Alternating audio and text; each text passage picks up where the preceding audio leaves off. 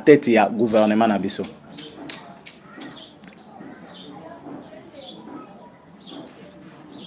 Oui. Yangwana vraiment monsieur Pamphile Nyange. Bonjour mon amboka Kabila c'est un M23. Wana monsieur Pamphile Nyanga mais monsieur Pamphile okomi mboka ozalité okomeli mboka ozalité il fallait okomela mboka ozali et ça la rappelle moi bien monsieur Pamphile. Tozo le cas directement na banalise na biso. Comment ça fait-il que bakei ko ça la perquisition na fondation Laurent Désiré Kabila. Basali perquisition na fondation Laurent Désiré Kabila. Côté Olive Abimina S a sali message. Ko sala message à Olive Lembe mwasi ya Kabila. Côté yo nanga zo apparaître pe na Kiwanja. Et on se demande biloko ana nyonso et koki ko le kaka na moment bakei ko sala perquisition na fondation Laurent Désiré Kabila parce qu'il y a des choses qu'on avait découvert là. Biloko bananga bazali ko sala na kati ya zamba, biloko bananga bazali ko bimana, ça moi j'appelle ça les intimidations. Nanga n'a pas à nous intimider, nous les Congolais. Nanga n'a pas à nous intimider. Si Nanga veut nous intimider, si Nanga veut intimider le peuple congolais, a intimidé bateau ya bamboko. Et moi je suis en train de regretter bande konabiso o bazali bisika nanga salaki meeting na yona. O bayaki kotonda bazo ganga na kombo nanga. Et bakena na marché bazali ko yebisa nanga akitela bango dollar. Et oui. Kagame qui est le président rwandais. Kabila qui était le président congolais. Batikala ko vendre ensemble air bazo coopérer na no bango nyonso pona Goma bazo ba komisi Goma place à cop na bango batikala ko récupérer Goma même pas Goma. Mais aujourd'hui c'est le régime Kabila qui est parti totikali na régime ya Félix Antoine Tshisekedi Tshilombo nde bango bakoya ko récupérer Goma nanga biloko azali koloba nazo yebate si vous comprenez peut-être ndenge moko na ngai nanga eloko ezali kolobisa na ebit na bengango liboma na benga ngo mutu ezo sala ile susu bien te na ebité terme nini na koki ko benga parce que bota la air tozali ko lobake le PPRD est allé adorer na kati ya M23 et ça langage moko tozo lobela c'est un langage langage codé quoi parce que l'M23 c'est déjà le PPRD M23 ezali PPRD. Oui. Ndeko na ngai Philippe Nyenga alobi aza depuis Luena na Olomami. Depuis Luena na Olomami.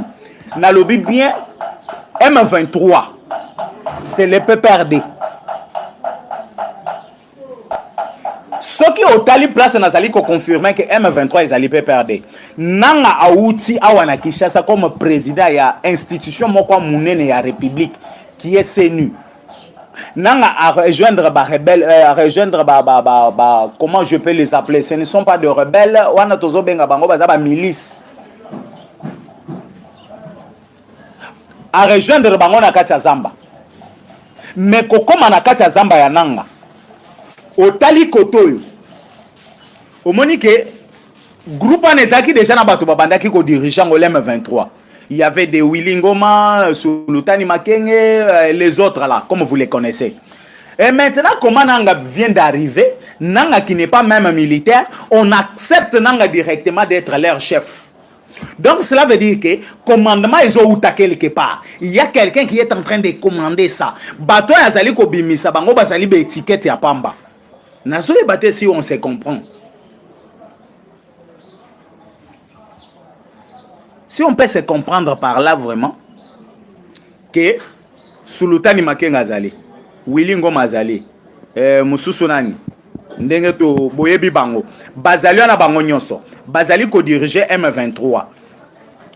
Et celui-ci vient bango bandimi baboma M23, baya ko rejoindre nanga na Alliance Fleuve Congo. Baye pena nanga tina place yaki ko sala meeting pour confirmer Willy Ngoma qui a pris même la parole.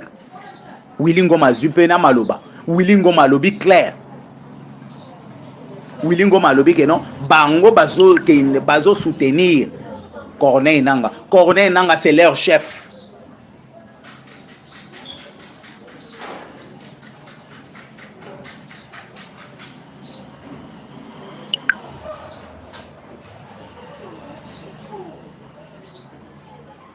Mais c'est Simon Pierre Nakoye Biso que Kabila a kokangama parce que Kabila n'est pas au pays. Kabila a fui le pays. Kabila a Kimi Congo. Na une émission lobby, nous allons causer sur ça. Kabila a Kimi Congo. Kabila n'est pas au Congo. Kabila Zolinga Konyatali sous Congo.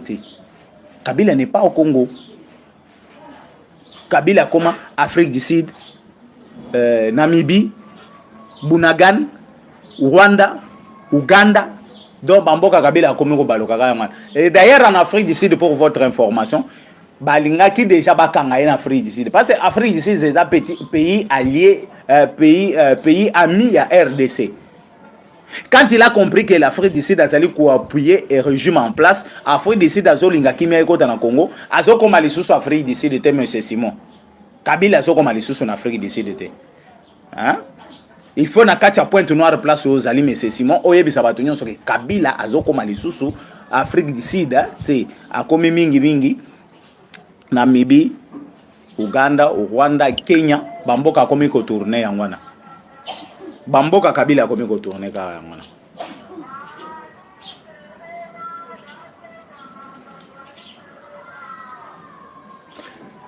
Et là, on a koyebi sonde konanga base ya M23, c'est le Rwanda. Base ya M23 mais c'est Nathan ezali na kati ya Rwanda. Mais c'est Nathan depuis Kinshasa place aux alliés, nous avons besoin que base à M23 est au Rwanda. Parce que c'est le Rwanda qui a fournir M23 ba mindu qui a kobunda nango. Donc cela veut dire que Rwanda zandengeni. Ordre réseau ou tanaba occidentaux. Les États-Unis d'Amérique, la France, prenons aussi la Belgique. J'ai dit la Belgique. Parce que Belgique bazali banoko mais jusque là tous on a réaction na bangote na kati ya makambo malgré na uti kolanda un député belge na kati ya assemblée na kati ya Sénat européen na kati ya assemblée européen o azali koloba que non il fallait ko suspendre ba soutien nyonso ya Rwanda oyo ba congolais bazali ko soutenir Rwanda na Europe. Les pays européens qui soutenir Rwanda, il faut arrêter. Mais il faut faire attention avec ces gens-là.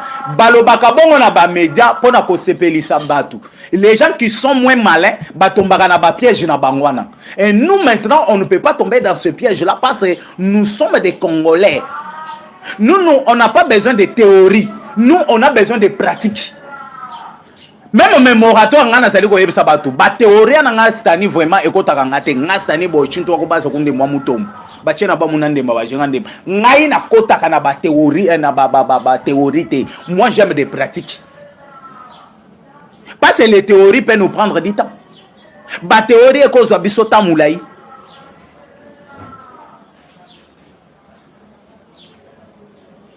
vous comprenez. Okoki ko vanda peut-être au lobby oyebi makambo yo ya Kabila oyo. Quand je vous disais que Kabila, Kagame, Katumbi, Ambongo, qui encore bango nyonso baza eloko moko.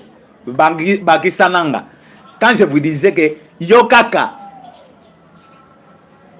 oloba nga lisusu ka Josha. Oloba nga lisusu ka Josha. Mais comment l'M23 bakoki ko ya ko sangana nanga? Parce que M23, bien sûr, c'est un mouvement au Rwandais. M23 est un mouvement au Rwandais. Ce ne sont pas des Congolais. Baza soutenir parce que Yemoko même Kagame a accepté à reconnaître M23. Moi, j'ai des images où Kagame a zali kolobake, non? Bien sûr, minéraux au Bazouakana Congo et les Kakanambo Kananga. Bazouakango et pas ba Congolais, ba yeko lekisango na katambo Kananga. L'M23 bazali batoyo bazali ko bunda de façon que mabele na biso aloba mabele na bango o ezana kati ya Congo ba récupérer mais ce gens là o bazali ko bundela mabele na bango bino sikoyo nanga vous vous dites des Congolais Kadiosha non obengi yango Kadiosha sikoyo nanga aza Congolais hein sikoyo bato bazali ko bundela mabele na bango pour ekende na Rwanda nanga siko azolinga aboto la Congo akoma président de la République akozwa siko parti à est à sedango na Rwanda parce que bato babandaki ko bundela Rwanda pour récupérer mabele na selon le lenge Kagame aloba ba esiko ko rejoindre nanga basangani ensemble et tu me dis quoi? Mais c'est africain film. Tu me dis quoi? Explique-moi ça. Kadiosha, non? Explique-moi alors ça. Et quand moi je vous dis que biloko nyonso ezali ko salima. Mutu azali à la base. Mutu azali ko sala que ezala lolenge ezana, ezala désordre, ezala à l'est de la République. Mutu azali à la base. D'abord ici au Congo c'est Kabila. Ici au Congo c'est Kabila. Parce que comment ça fait-il que tout Badiale le tout ya Kabila au bazala simanaye. Le lot sommes na bango na kati ya M23. Qu'est-ce qu'on peut dire? On peut dire quoi?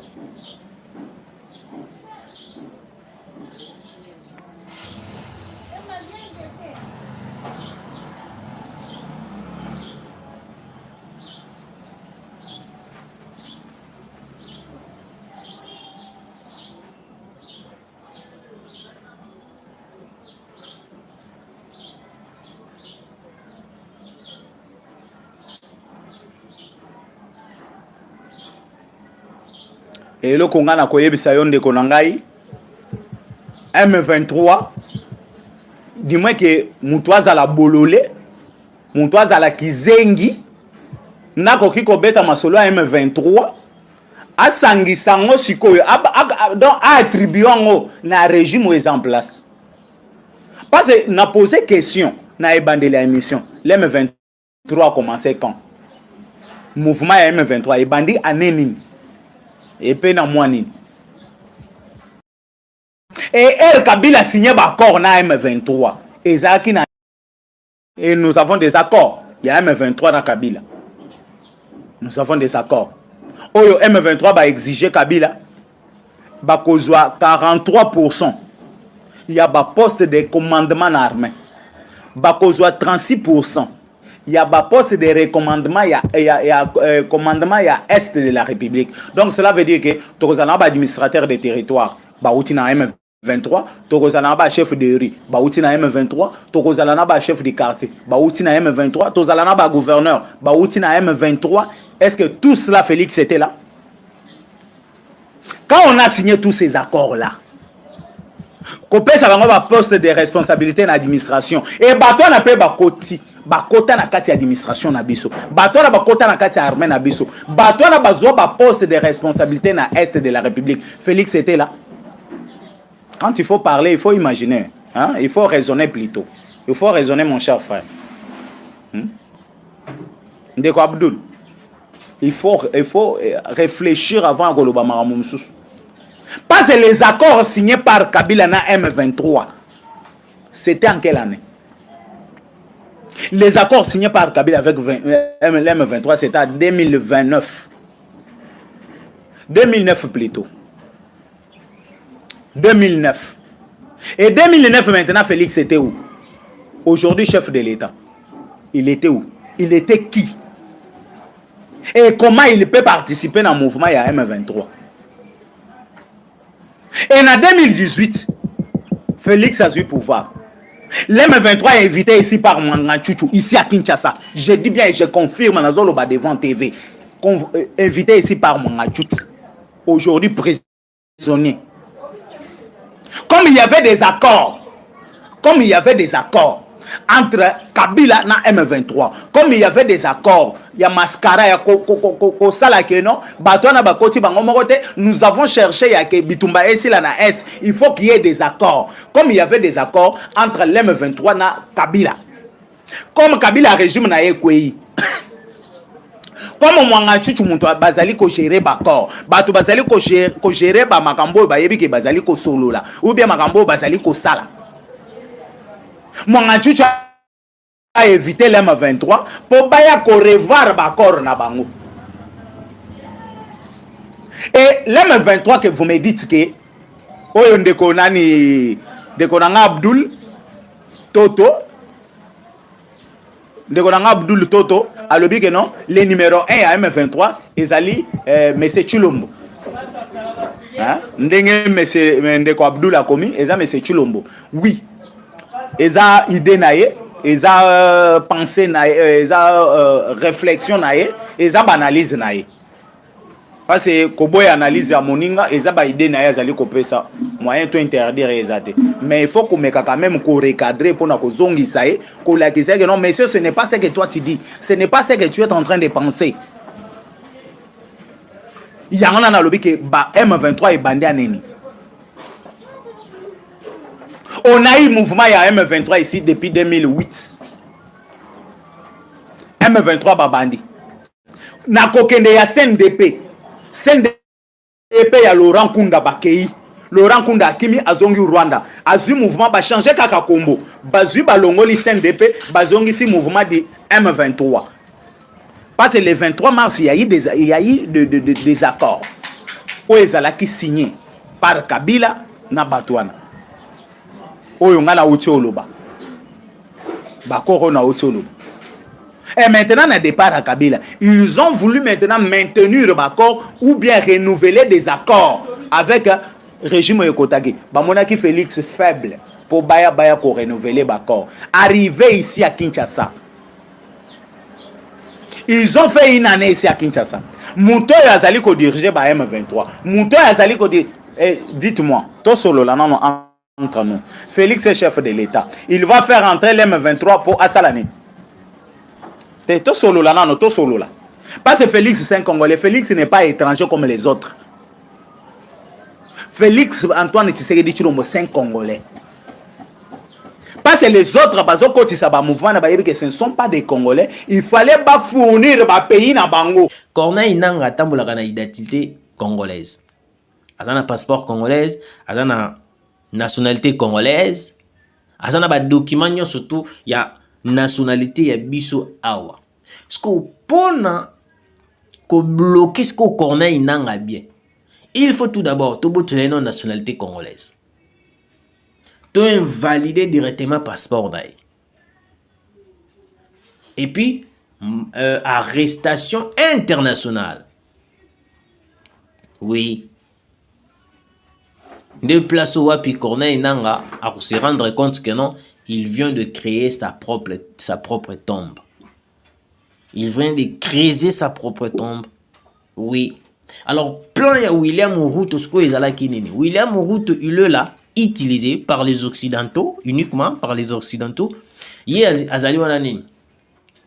Bango ba ko jouer rôle ya bato oyo bayaka ko sala lokola ndeti tu sais que Dieu moni eloko wana ezosenga kaka toke nango. Do baza lokola moni ba camarade ya mabe. Hein, ba camarade yo batina baninga na libongi. Je ne sais pas ce qui donc on a se faire comprendre.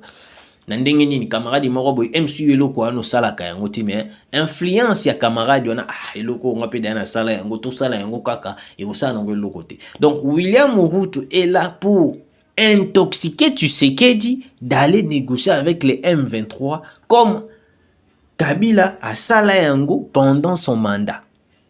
Oui. Yango moni le président de la République Félix Tshisekedi a sali déclaration en disant que non, William Mobutu a mal géré le processus de Nairobi. Oui, le président de la République a clair. Parce que le processus de Nairobi, na se na yango, babombi négociation avec le M23, avec Paul Kagame. Chose que tu sais qu'il refuse jusqu'à présent. Chose que tu sais qu'il ne veulent pas entendre. Na matoi naïe. Chose que tu sais qu'il a kolingata. Atali solo wana na musika batu ba bete yango te que non akende ko négocier avec les M23. Non. Non, tu sais que ne veut pas de ça. Tu sais que dit azana pour ça Congo ezala indépendant. Congo ebana ko sala makambo na ye moko. Congo abana ko travailler ye moko. Congo abana ko gérer makambo na ye moko sans pourtant avoir une personne qui est là en train de tout coordonner. Parce que pendant le régime, il y a Hippolyte Kanambe Kazembe qui est Kabila. Service de renseignement congolais, ils avaient logé na Kigali, na Rwanda. Donc cela veut dire que non, nyon surtout oyo ibane ko lekana mboka na biso, ba décision ibane ko zoma pe na Kigali. Ba ordre mususu ya makasi ibane ko zoma na Kigali. Nde yango eloko o William Mobutu a ko pousser Tshisekedi ya koyeba na nini kondima pour que lelo to lobi to lamuka to lala to lamuki boy to moni service de renseignement na biso komi logé na Rwanda. Ti to lala to lamuki boy serveur na biso talaka un grand pays comme le Congo, serveur na biso. Dans tout nos conversations, oh non tout solara, ils allaient serveur na biso ko se retrouver dans Rwanda. Donc Kagame est là en train d'écouter nos conversations. Nyons tout au sola Kagame a koyoka yango. Beaucoup mon niveau ya likambo o William Ruto a komemela le président de la République. Donc tozong a lisusu na plan o ezalaki bien élaboré par les Rwandais, par le PPRD o ba trahisaki la République, ba tekaki mboka. Et pas y a ba occidentaux ba tekaki mboka, et pas y a ba Rwandais ba M23 ko ndenge ba ko linga nini Tshisekedi ateka mboka. Yango beaucoup remarqué pendant le régime ya Kabila. Bazui basali stratégie moko visant de protéger l'ancien président de la République. Pourquoi ils ont fait ça? Ils ont créé un statut où il faut protéger l'ancien président de la République pour que le nouveau président Oakoya, ce qui a coquille Bakambote, il a négocier avec l'ennemi qui est le M23 pour nous minerai et Kindaka. Il peut y avoir occidentaux. Ils vont essayer d'assassiner le président Oazali présent dans la minute. Ceux qui vont assassiner, éliminer, ils vont dire quoi?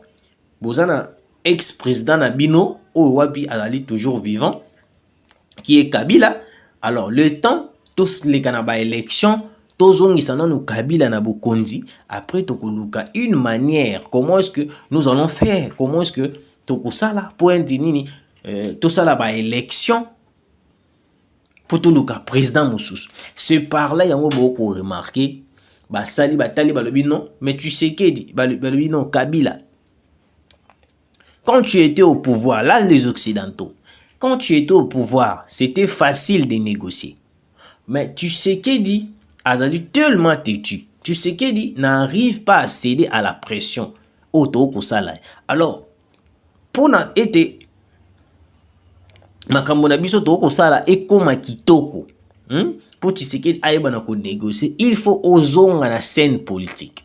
C'est pour cela beaucoup remarqué Kabila zongi na scène politique à travers ses acolytes, Francine Muyumba, tu ya PPRD et belé zongi na scène politique. Nyonso wana o bango nyonso ba kolobana c'est Kabila. Oui. Parce qu'ils allaient plein d'occidentaux batal balobi non Kabila fois zonga na scène politique. Ce qui Kabila zongi na scène politique ne ko permettre Tshisekedi peut-être ya ko pousser d'aller négocier. Nde yango omoni batal balobi non, il faut prendre William Ruto, réveiller Kabila sur les scènes politiques, placer Corneille Nangaa, batumi Satuana bakosala bloc. Il y a qu'on pousser Tshisekedi d'aller négocier. C'est pour cela Tshisekedi vu que Aza diplomate, Aza tellement intelligent, tout le monde est loin. Il faut d'abord tout boukana nous Corneille Nangaa.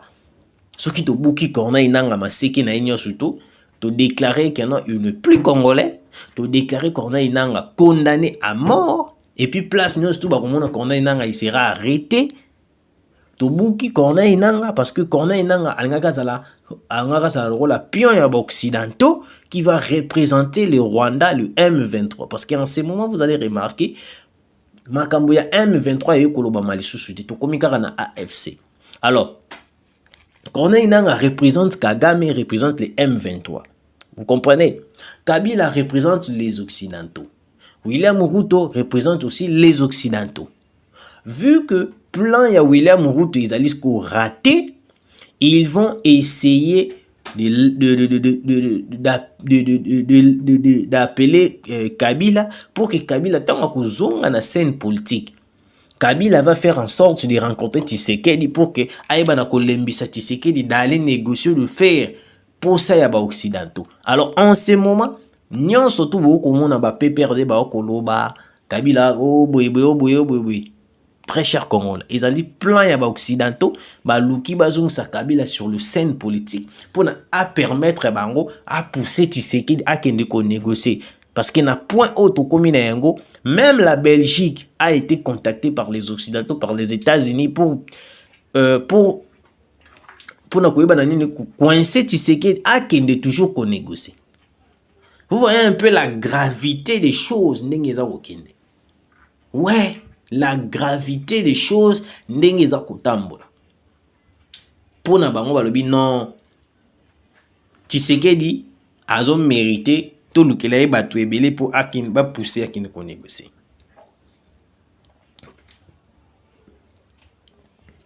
Très cher Congolais, TV Zalingonga, je vais essayer de parler une fois de plus. J'espère de ce côté vous comprendre pourquoi William Ruto Tobengi est traître. Tobengi est une personne qui a trahi le président de la République. Pourquoi l'église catholique est dans le sale drap? Je vais expliquer. Beaucoup plus à Mbongo. Dernièrement, Awawa, les Congolais belé, vous comprenez qui pourquoi Fridolin Mbongo akendaki kokutana mokonzi ya mboka le président de la République. Tout d'abord, il faut comprendre une chose. Depuis le début, il y a ba élection, il y a choix au Congolais basala, il y a kopuna Félix Antoine Tshisekedi. L'église catholique n'a jamais été d'accord avec Félix Antoine Tshisekedi. Alors, l'église catholique, vu l'église catholique, ils allaient mounene. L'église catholique aussi fait partie de l'église au Wapi, ils allaient dirigés par les occidentaux. Parce que les occidentaux, vu que Tshisekedi a résisté à un plan na bango, ils ont commencé à utiliser l'église catholique à travers quelques personnes, quelques personnels na bango, ou les Congolais de père de main, bima sous forme d'aller négocier avec les M23. Yango bo remarquer qui Abbé Jean Bosco Baala a rapidité qui kokende ko ça la réunion à Kampala. C'est pour cela, après avoir causé une nouvelle wana publiée par page na bango ya ba M23 et tout, il a été révoqué directement de ses fonctions.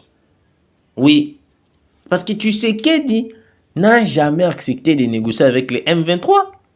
Mais pourquoi l'église catholique a précipité d'aller négocier avec les M23? C'est pour cela que je vous ai toujours dit, église catholique, batikala jamais causala pour le peuple congolais. Toute l'église catholique, dirigeant na bango, bandimiku tutoko longola, mais dirigeant na bango, en commençant par Fridolin Mbongo, Cholé, des personnes mal intentionnées. Bazara na souci ya kotangisa makila na mboka. Bazara na souci ya ke mboka ekende izala trahi. Bazara na souci ke non bazwa par na bango. Alors, tant beaucoup visé bazwa par na bino ya mboka.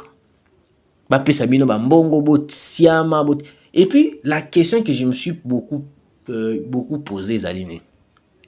Fridolin Mbongo azali nganga ya nzambe o baboya kobota parce que babe babota te. Mais pourquoi Fridolin Mbongo a télémelaka gratuité de l'enseignement? Est-ce que ba Congolais mususu ba raisonner un peu? Tomi tuna na nos questions. Yo muto obota te. Pourquoi okoki ko télémela gratuité de l'enseignement o ezali ya bana o bali kokola ba kokota na ba classe ya bike? Il faut comprendre. Moto amaele à comprendre directement. Oui. Voilà, TV Zalingonga, namoni déjà ba kosala biso signe kuna na régie. Na régie d'abord kosala biso signe que non TV Zalingonga. Je vais terminer par ici en disant que non, bande konanga to se soutenir, to soutenir le président de la République, to soutenir FARDC, surtout le Wazalendo, to soutenir bango parce que soki to tiki ba Wazalendo Bintu Keita akozwa le devant ya koloba ke non te ba Wazalendo ali bato oyo ba ko comploter contre la République. Protégeons notre président de la République. Protégeons les intérêts de la République démocratique du Congo. Évitez de soutenir les gens qui cherchent à créer des choses pour que non ba balkaniser la République démocratique du Congo. Kabila kotikalaka jamais kozana souci ya RDC ndenge biso moko ba de père et de mère tozana souci na yango. Merci Nabino Bolandi biso tukutani mbala sima.